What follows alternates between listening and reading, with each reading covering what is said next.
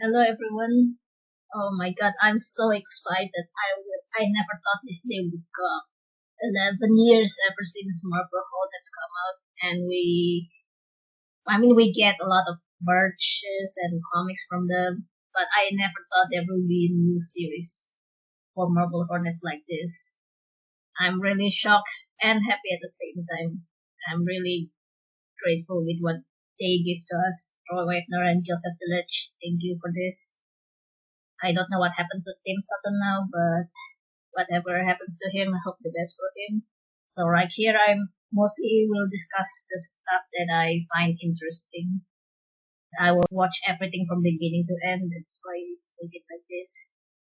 And my recording app, for some reason, make the video sound so loud. For some reason, so I'll try to keep it to a minimum. But this part though, look at him. He's blonde. He's beautifully blonde. I did not expect that at all. It was so blonde that I thought this was a parody at first. Like, this is for real. This is really Alex, because the Alex I remember had brown hairs. But since this is like 11 years in the future, when they make this series, I can understand they don't want to paint their hair just for that. Yeah, so glorious hair and even accessory. And this intro is so tactile.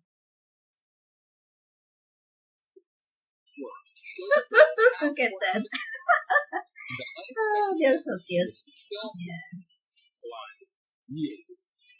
Yeah, beautiful, beautiful. The location I didn't know much of, but yeah. Shout out to there's this TikTok I watch uploaded on YouTube. I watched that first before I made this video, and she shared some really interesting insight that I will share here. Yeah, sorry that I watched this in theater mode. I just prefer it in this way. It's easier to watch for me. And sorry if you guys don't like it. Back on this, yeah, cemetery. What a weird thing to do. So let's skip up with it.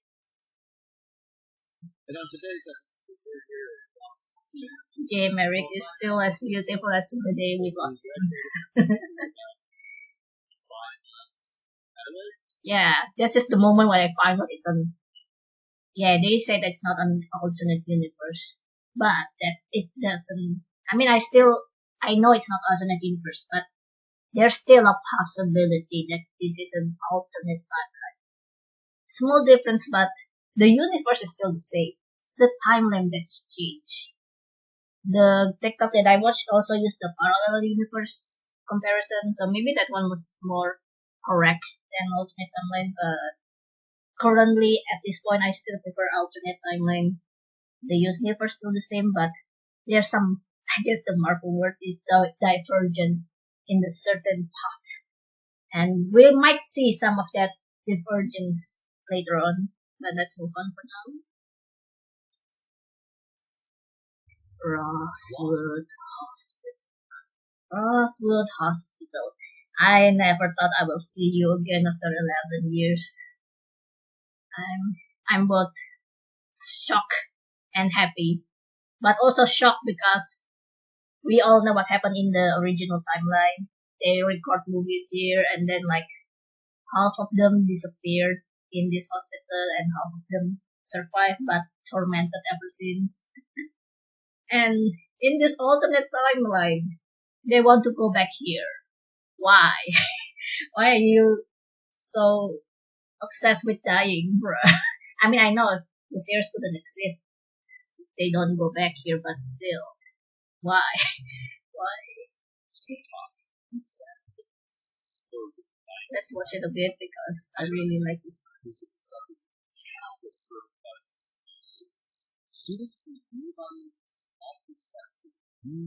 Oh yes, this tree, the evil tree. I don't know if this is the same tree or not, but I remember in one of the entries where Alex talked about, I kind of forget the story, but like someone burned their tree or someone punished around this tree. So maybe it has something to do with that. Maybe this is the same tree. I'm really bad at memorizing things, but it does looks the same, and it's It's a really scary looking. This is my past. Say just once. Dark twist. It's also first is we shot. Oh yeah, I love this scene. I think this is the one where Brian like walked through it and then like playing there. I can not if it is one or the other, but I love all of the scenes in this Rosswood hospital. It all looks so cool. The running and the leaning stuff. This old hospital is so good. But I should say no. Okay.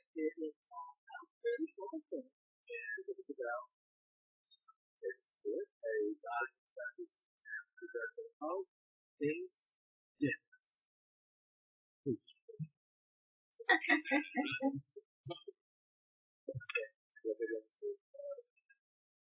Okay, here we go. I was purposefully waiting a bit longer just to show this part.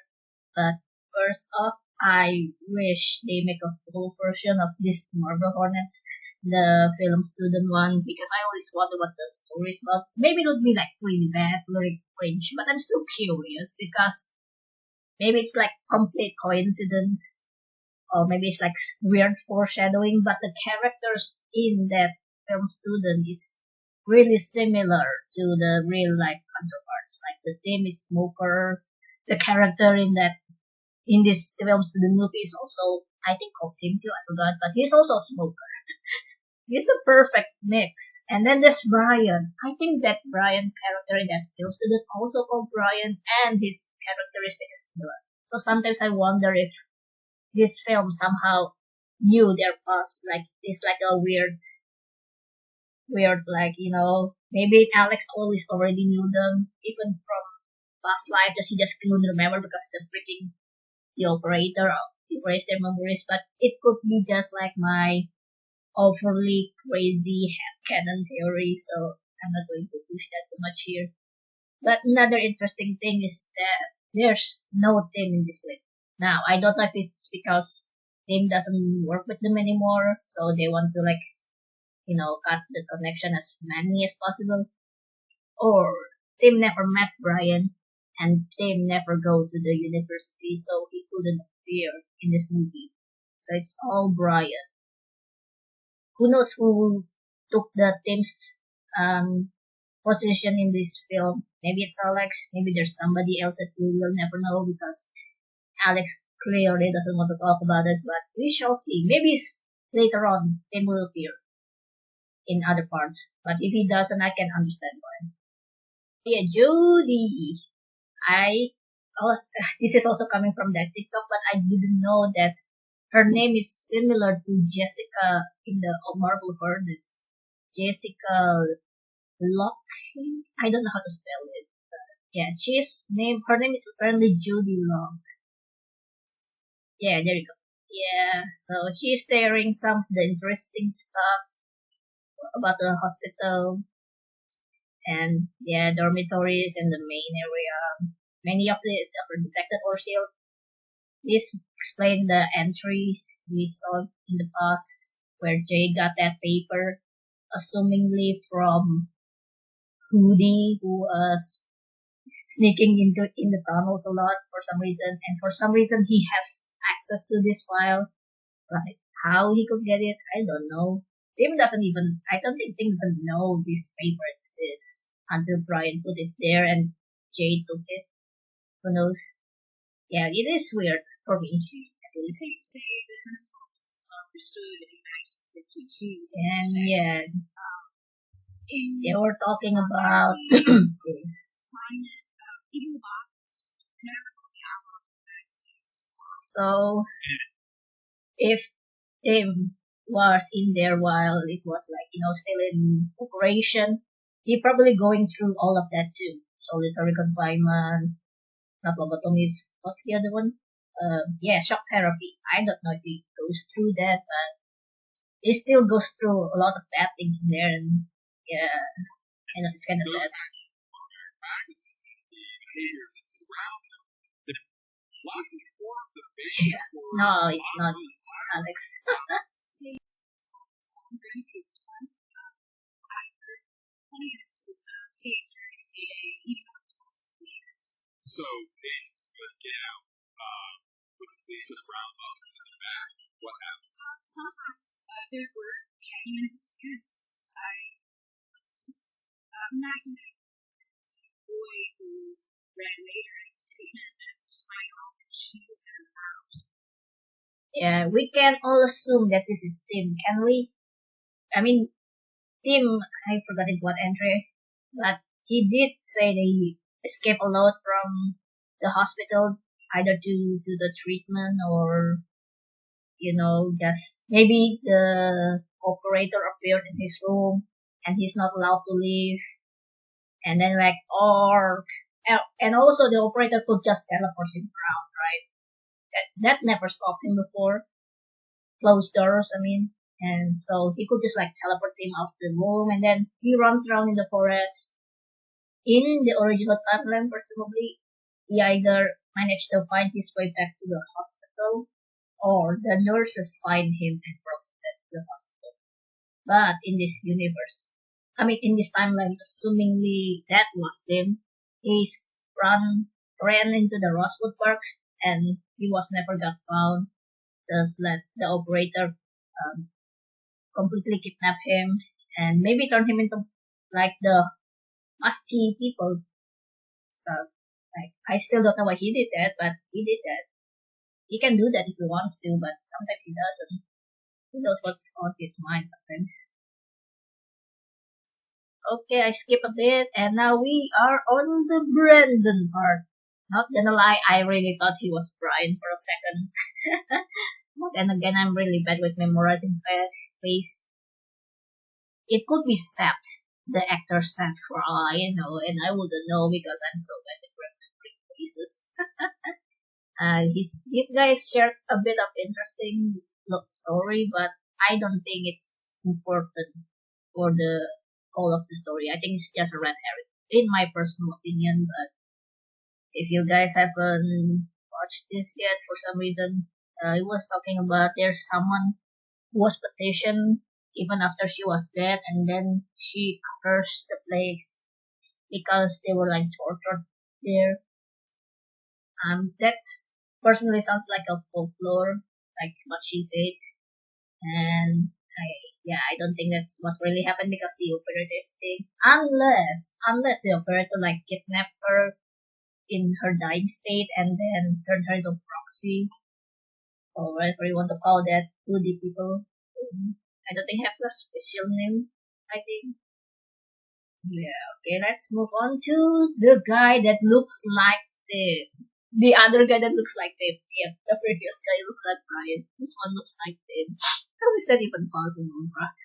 For all I know, this is stupid Tim, and I would never know for sure because I'm so bad at face again.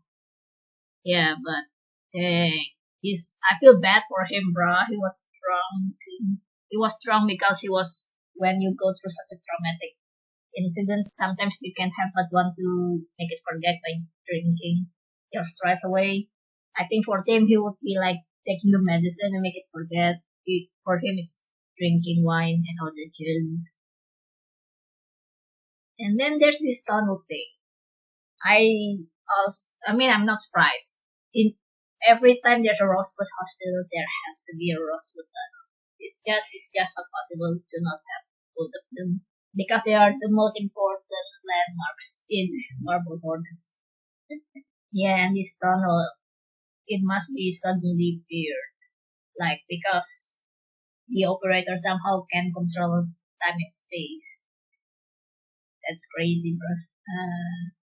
And then the operator somehow can be really selective with his power and making only the girls having a seizures. How is it work?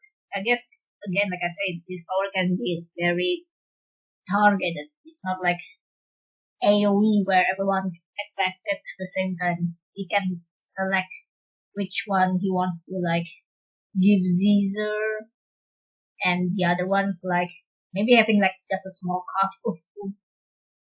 Yeah, but everyone effect to his power is completely different. He still has power to run into the tunnel to see his brother. And then there's like, here I am with a very like casual, calm voice, like you never get tortured before. But assuming that this guy brother was, oh yeah, they also mentioned that Slenderman, I mean, the operator, sorry, I can mix up their name, was drag him into the tunnel. This proves more that he actually had that tentacle things on his back because he can dragging people left and right. That also happened in one of the entries with him where he was dragging him through the ground and in the water. Yeah, it's crazy. Okay, anyway, suddenly he said I was beautiful. I don't know why he said that. Maybe he suddenly remembered that he was once a really happy, jolly guy, and ever since this incident, he was, literally down in the dump. But it could also mean something else, like maybe he like saw a flashback, or maybe the operator could weird stuff to your mind. I don't know what he did, but maybe he like make him look at the like the perfect version of him. But like, yeah, he's probably like, oh yeah, no, that's not me, that's a lie, I must run. And then he ran with the girls. The girls forget about him and the brother. But we're not, again, like I said, targeted. He didn't forget. He didn't forget his brother and the girls. Only the girls forget about him. I think it's because only the girls got the Caesars. If you didn't get the Caesars, you didn't lose your mind. Memories. But if you didn't get the Caesar, you can still escape. Maybe a bit coughing and a bit yes, but you survive alive. But forever scarred like this guy, which is like really sad. And this is like, where is it? This is like the saddest and the funniest part for me. Right. Well, After this, Joey, let me skip a bit. well, Oh, there you go. the three of us will finish our own ghost stories tomorrow. Look at Cody's face. They're Rosswood Hospital. Hope you join us for part two coming soon. Okay, guys, sit back. Nice. Look at that. Alex, please. Did you not hear that story? Jody even pointed at him like, bruh, that story sounds so real, sounds so crazy. Maybe that could happen to us too. And then Alex, with straight face, said, oh yeah, we three are going to go there and maybe experience that too. No, you don't want to experience that. Please, Alex, please, have a brain for once. Please, have a consideration to your own life, bro. Why are you like this? Oh my god. Okay, but that is all for the interesting part that I want to talk about in this episode. Next part is the Rosswood part 2 and 3, which is already out. And I don't think I have a lot of to talk about in that part, but I still want to talk about it because why not? Yeah, okay. I'll see you next time. Thank you for watching. As always, Oh, I didn't mean to do that. That's perfect though. Yeah, I just do this. Oh yeah, I forgot to talk about the intro. That reminds me. Oh thank god, thank you. And this, somebody uploaded this video. Somebody. We don't know who. Yeah. We can assume it's not Alex and Jay because this laptop was found in a empty hotel room. Maybe they were running away because of told the operator suddenly appear again. Or unless this is just unless this is Jay or Alex returning to this room and not remembering who they were. That's possible, right? I mean, I think that's happened before. Maybe not until that extreme, but I wouldn't be surprised if that were the case. Okay, so, okay, sorry for that. I'm really living real now. Okay, bye bye everyone. Thank you for watching.